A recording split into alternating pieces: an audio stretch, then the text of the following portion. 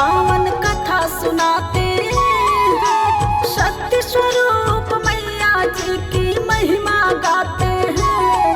हम कथा सुनाते हैं, नवरात्रों की तीसरे दिन का सार बताते हैं। पावन कथा सुनाते हैं, शक्ति स्वरूप चंद्र घंटा की महिमा गाते हैं। हम कथा सुनाते हैं। दुर्गा का ध्यान हो जाएगा कल्याण, हो जाएगा कल्याण, करनो दुर्गा का ध्यान।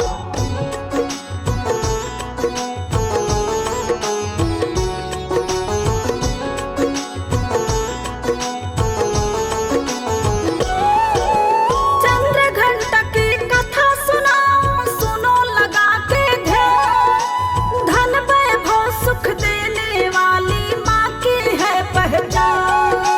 तीसरे दिन है नवरात्रों का चंद्र घंटा के नाम। पूजा करके माँ के रूप का बन जाए सबका। रूप सलोना सुंदर माँ का छवि बड़ी प्यारी। महक रही है माँ के नाम से जग की फुलवारी। चाँद के जैसे मुखड़ा चमके रूप चंद्रवदनी। जय हो तुम्हारे चंद्र घंटा माँ, जय हो जग जननी। दया करो भक्तों पे माता, शीश झुकाते हैं। हम कथा सुनाते हैं, शक्ति स्वरूप चंद्र घंटा की महिमा गाते हैं। हम कथा सुनाते हैं। करनो दुर्गा का ध्यान हो जाएगा कल्याण, हो जाएगा कल्याण, करनो दुर्गा का ध्यान।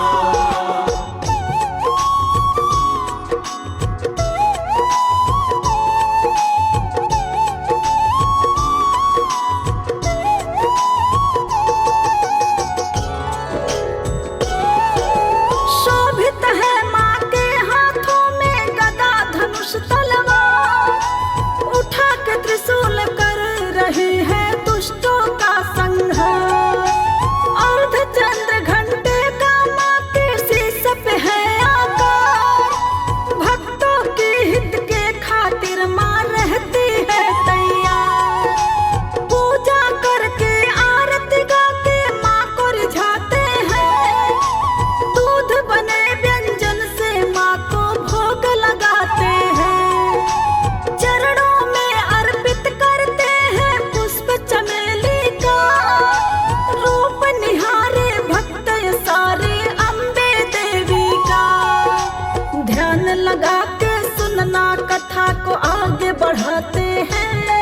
हम कथा सुनाते हैं, शक्ति स्वरूप चंद्र घंटा की महिमा गाते हैं। हम कथा सुनाते हैं।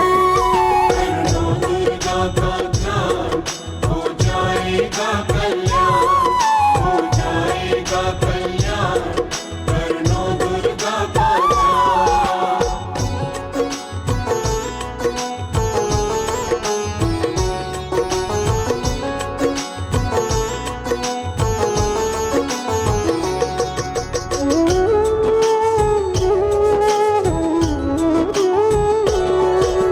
स्वर्गलोक में जब असुरों का बढ़ने लगा आतंक। सारे थे आतंकित उनसे ऋषि मुनि और संत। महिषासुर के आगे चले ना देवताओं का जोर। इंद्रदेव भी उसके आगे पड़ जाते कमजोर। त्राहि त्राहि मच गई स्वर्ग में, मची थी भागम भाग।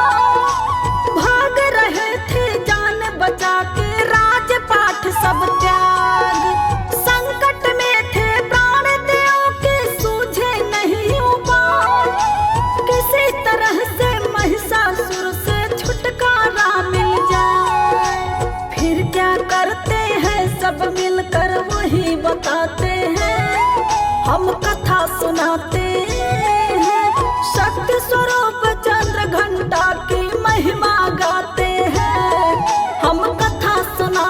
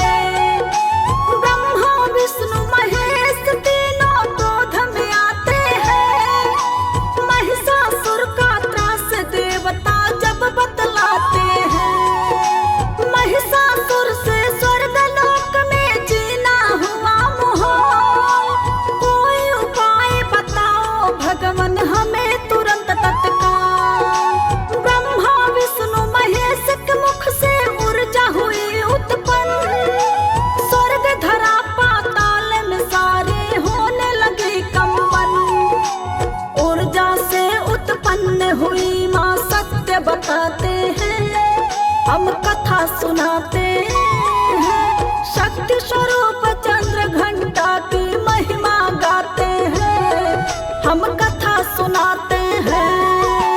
लो दुर्गा का ध्यान, हो जाएगा कल्याण, हो जाएगा कल्याण, कर लो दुर्गा का ध्यान।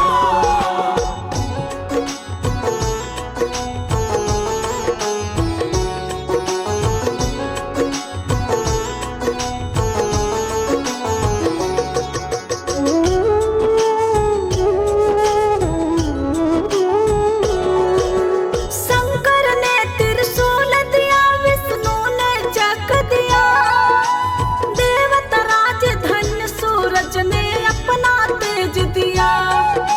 सूर्य देव ने तेज और तलवार दिया उनको, देवों ने भी शस्त्रों का उपहार दिया उनको। नामकरण फिर सभी ने मिलके कर दिया उनका, सबने बोला जय हो तुम्हारी, जय हो चंद्र घंटा। ब्रह्मा बोले हमने तुमको दिव्य शक्तियाँ दी, कहे शक्ति इन शक्ति को कोई तोड़ नहीं सकती। चली है माँ आकाश मार्ग से, कहाँ बताते हैं, हम कथा सुनाते हैं, शक्ति स्वरूप चंद्र घंटा की महिमा गाते हैं, हम कथा सुनाते हैं। लो दुर्गा का ध्यान, हो जाएगा कल्याण, हो जाएगा कल्याण, कर लो दुर्गा का ध्यान।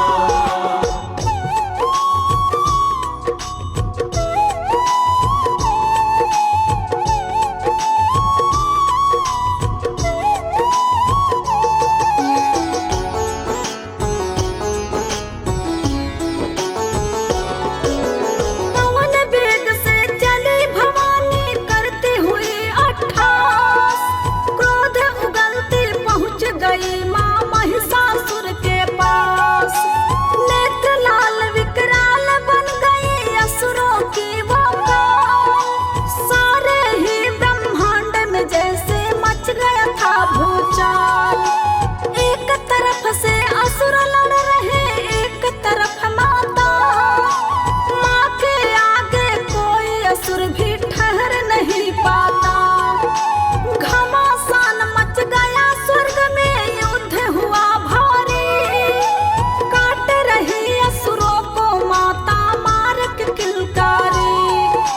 महिषासुर के वध का करिश्मा माँ का दिखाते हैं, हम कथा सुनाते हैं, शक्ति स्वरूप चंद्र घंटा की महिमा गाते हैं, हम कथा सुनाते हैं। लो दुर्गा का ध्यान, हो जाएगा कल्याण, हो जाएगा कल्याण, कर लो दुर्गा का ध्यान।